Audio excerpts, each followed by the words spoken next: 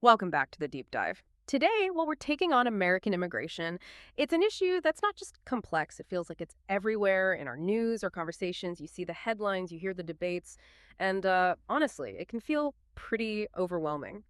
So, our goal here is to try and cut through some of that noise. We're diving into a specific paper today, one that looks at the American immigration crisis, but through the lens of various academic leadership theories. I'm really interested to see what core insights we can pull from it, about what effective leadership might look like in such a polarizing, constantly changing situation. What kind of leader, or maybe what kind of leadership approach, could actually make a difference here? That's exactly it.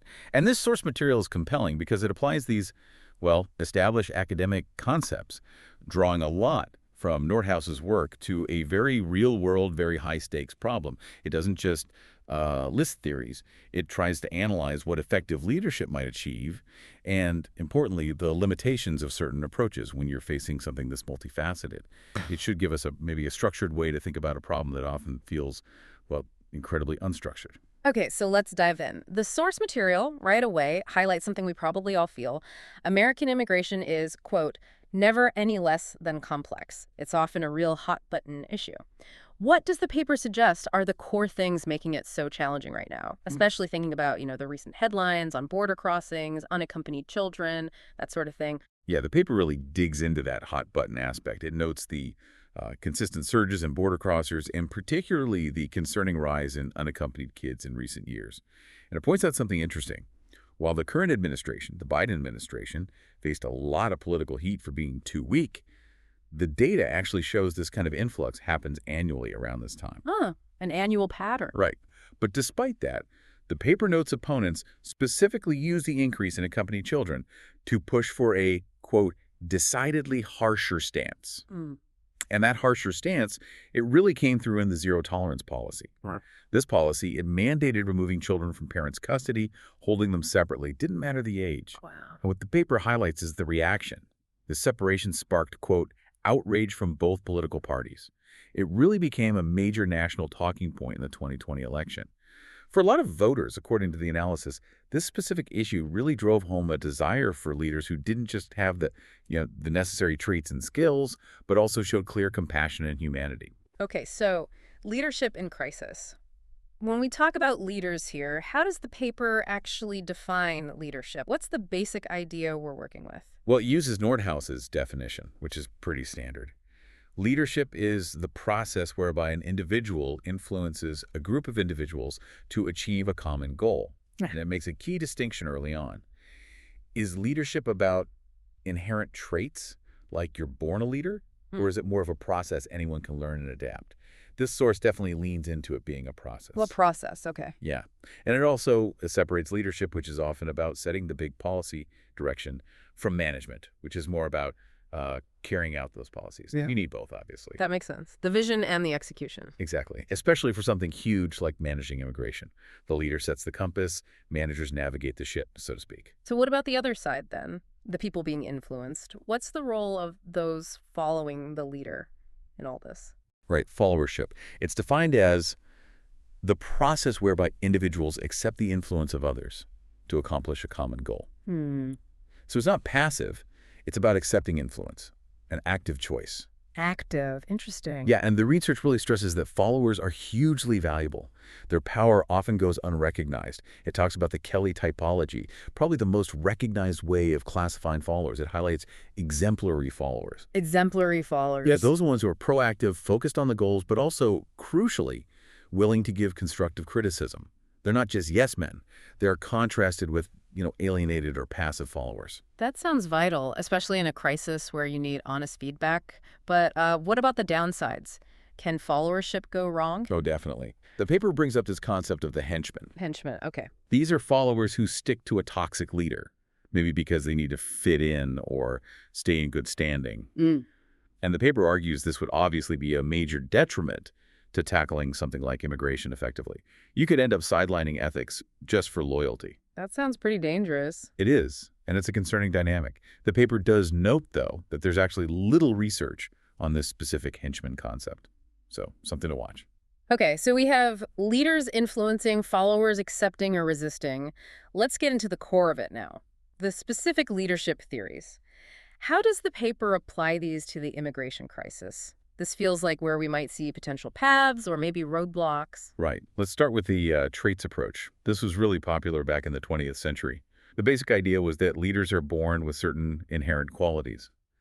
The paper mentions a key survey identifying major leadership traits, things like intelligence, self-confidence, determination, integrity, sociability. The class. Exactly. And the source argues that, frankly, all of these traits are required to address the complicated issue of immigration. It also briefly touches on the big five personality traits like extroversion, conscientiousness, and how they might link to leadership. So focusing on what you're born with, that sounds maybe a bit inflexible for something like immigration that's always changing. Does the paper see limitations there?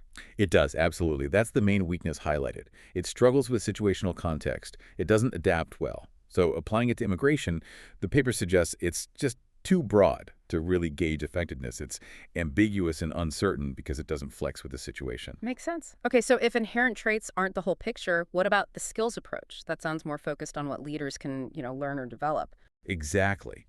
The skills approach shifts from who the leader is to what the leader can do. Mm, It looks at the three skills approach: technical, human, and conceptual skills. The paper notes how these might be needed differently at different levels. Top management might need less technical, more conceptual, while middle managers need a good mix of all three to be effective. right.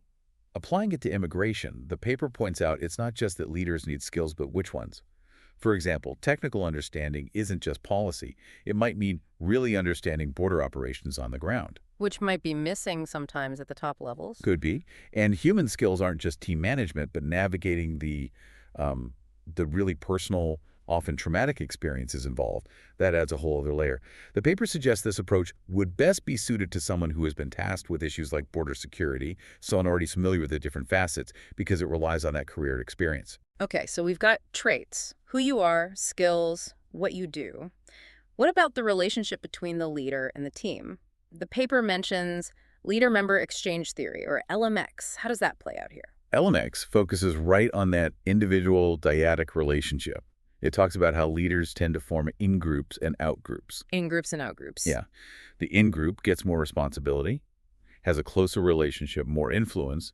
The out-group basically just does what's required. Now, for the immigration crisis, the paper sees real problems with this.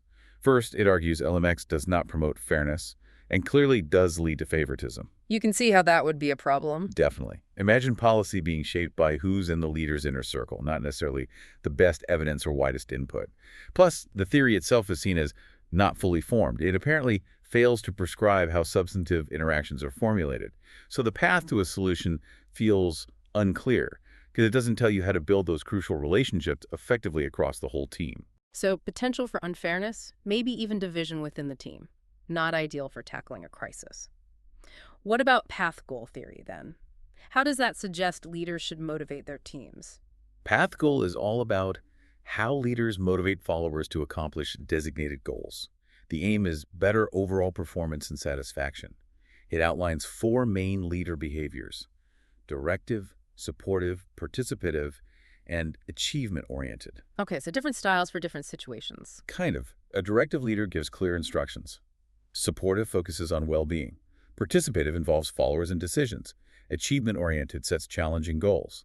The theory suggests leaders should match these behaviors to follower characteristics like, do they need structure, do they want involvement, and also to the task characteristics: is it ambiguous, is it repetitive? So tailoring the approach. Exactly. For immigration, a leader might be directive for an urgent task, but more participative when brainstorming long-term solutions. But the paper points out weaknesses here too. It's seen as convoluted, a bit complex, and it makes predictions that cannot necessarily be guaranteed. Risky. Yeah, the concern raised is that given the already muddled circumstances around immigration, this complex theory might actually further complicate the issue and affect the solution negatively. Add confusion instead of clarity. Right, adding complexity to complexity isn't usually helpful. Okay, so shifting from motivation to pure action. The behavioral approach. This sounds like it focuses just on what leaders do. That's right, exclusively on the behavior of the leader. It boils down actions into two main types: task behaviors, how goals get done, and relationship behaviors, building trust, respect.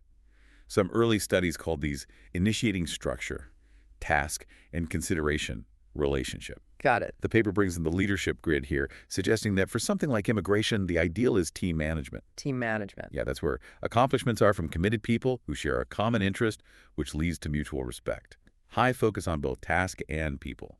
The paper really stresses that given how sensitive this issue is, extremes should not be considered, like being only task-focused or only people-focused wouldn't work. So finding that balance. Exactly. A leader using this style would need to focus equally on the needs of the follower, in addition to what the goals of the administration are. That team management idea, committed people, common interests, mutual respect, it sounds great on paper. But for an issue like immigration, which is so incredibly polarized, how realistic is finding that common interest? Does the source touch on that difficulty? That's really the crux of it, isn't it? While the paper holds up team management as the ideal, the implication is that actually achieving that common interest in such a charged environment, well, it would take extraordinary leadership just to bridge those deep divides. A huge challenge. Absolutely. It's presented as an aspirational model. It demands leaders be incredibly skilled at building relationships while driving towards goals, especially when you're dealing with such deeply held, opposing views and intense emotions. Which leads us nicely into transformational leadership. This one gets a lot of buzz, often sounds very inspiring. What's the take here? It is often seen as powerful. It involves a charismatic leader connecting with a captive audience, really appealing to people's emotions and values, aiming to, well, transform them and the situation. But the paper makes a really critical distinction here, introducing pseudo-transformational leadership. Pseudo, like fake. Essentially, yeah, the dark side. The paper describes these leaders as self-consumed, exploitive, and power-oriented, with warped moral values. And interestingly, it cites the previous administration as a good example of this, according to the source material itself. Okay, so important note, that's the source's specific example and assessment. Absolutely. We're reporting what the paper analyzes. It highlights this as a significant pitfall of a potentially powerful style. So while true transformational leadership could be effective, the paper says if handled with care and a capable leader who can stay firm when appealing to emotions, there's a real risk of the opposite happening, depending on who's leading and the context. A fine line. A very fine line. The paper also mentions criticisms, like there being no actual evidence of its effectiveness in certain situations, and that it can sometimes cater to elitism. That's a really stark contrast, that true versus pseudo-transformational idea. And like the source points out, it certainly feels relevant looking back at recent political discourse. It makes you wonder, is there a way for a leader to genuinely tap into those powerful emotions, those values, to be truly transformational without slipping into that darker, self-serving path, especially on an issue that triggers such strong feelings? That really is the tightrope walk, isn't it? The paper seems to suggest that authentic, ethical, transformational leadership could be incredibly valuable for immigration precisely because it can appeal to shared values and galvanize action. But the danger of it morphing into manipulation, a pseudo-transformational side, is a constant concern when emotions are running that high. It requires immense integrity from the leader. Okay, one more approach to cover, situational leadership. This sounds like it might be especially relevant for an issue like immigration that is, as you said, always shifting. It definitely sounds relevant on the surface. It's described as a living approach. The leader basically adapts to each situation. And that seems perfect, right? Because the crisis at the border is constantly shifting and moving. Things change day to day. So the leader needs to change too. Exactly. They need to be both direct and supportive as needed, and crucially, match their style to the follower's development level, which means considering their specific knowledge and commitment for the task at hand. The theory outlines 4 approaches: directing, coaching, supporting, or delegating. The leader chooses based on the follower and the situation. Seems very practical. It does. But again, the paper points out limitations. Apparently, there just aren't many studies backing it up definitively. There's an inadequate amount of data to really prove its effectiveness conclusively. So promising in theory for a dynamic problem, but maybe the research hasn't quite caught up yet. That seems to be the takeaway from the source, yes. Lots of intuitive appeal, but needs more empirical backing. Wow. We've really journeyed through quite a few different ways of thinking about leadership today, from focusing on inherent qualities in the traits approach all the way to the adaptability of situational leadership. Each one gives us a different lens, doesn't it? A different way to look at this incredibly complex American immigration crisis and leadership itself. It really just underscores there's no single easy fix here. Absolutely. And that complexity, that lack of one perfect theory, leads us to maybe a final thought for you, the listener, to chew on. Given all these limitations, these potential downsides that are a source identified for each theory when you try to apply it to something as dynamic, as emotionally charged, as complex as immigration, what might it actually take for leaders to move past the political gridlock and find truly compassionate, effective solutions? Is it maybe some kind of blend of these approaches we discussed? Or perhaps is it something else entirely, something these academic frameworks don't quite capture that's needed to finally bridge these divides?